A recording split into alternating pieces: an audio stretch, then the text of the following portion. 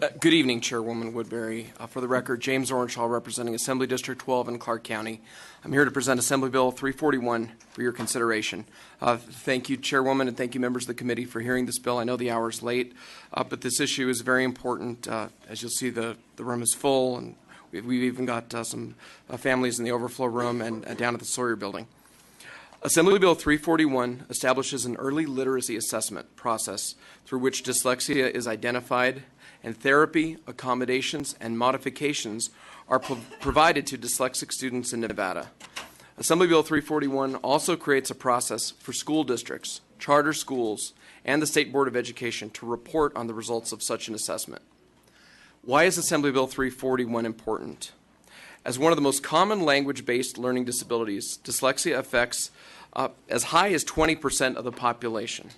However, only a small portion of people with dyslexia are ever diagnosed and given appropriate assistance. Too often, children in Nevada are left undiagnosed, facing early challenges that affect their entire educational career, often leading to frustration with school, possibly dropping out of school, and giving up on a lot of potentialities that are out there that they won't get to try on. Dyslexia is not a reading disability, but a language disability, meaning that it affects not only a person's ability to learn, write, and spell, but it also increases difficulty in processing and concentrating.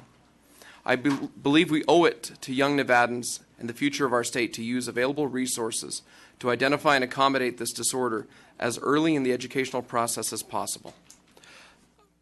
Chairwoman Woodbury, with your indulgence, I'd like to go over key provisions of Assembly Bill 341. I'd like to begin with Section 9 of the bill, which really gets to the heart of the legislation. Section 9 requires the Board of Trustees of a school district or the governing body of a charter school to administer an early literacy screening assessment to determine whether a student has indicators of dyslexia and needs intervention. The required assessment must be administered at the beginning of the year for students in kindergarten through second grade, or whenever a student transfers from out of state, or for students in third grade or higher when a teacher determines that the student has difficulty with skills such as alphabet knowledge, decoding, encoding, phonological and phonemic awareness, rapid naming, and sound symbol recognition. If an early literacy screening assessment finds a student has indicators for dyslexia under AB 341, the Board of Trustees of that school district or the governing body of that charter school must provide notice to the parent or guardian and address the student's need through the response to intervention system of instruction. If it is determined that additional screening is necessary, the student must receive additional testing by a trained professional.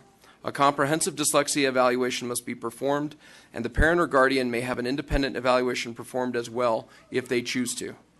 If the evaluation determines the student has dyslexia, the school district or charter school must provide dyslexia therapy and necessary accommodations and modifications as required by federal law.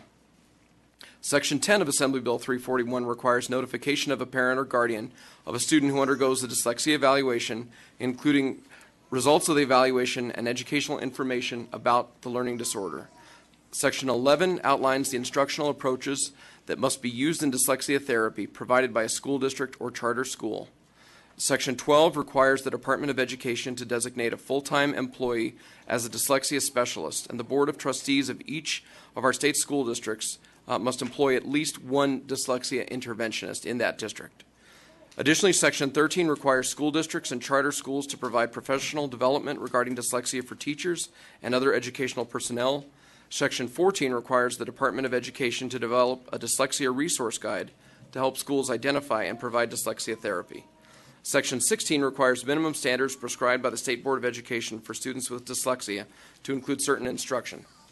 Finally, returning to the beginning of the bill, the first few sections require the Board of Trustees of each school district and the governing body of each charter school to include the results of the newly required early literacy screening assessment in their annual report of accountability.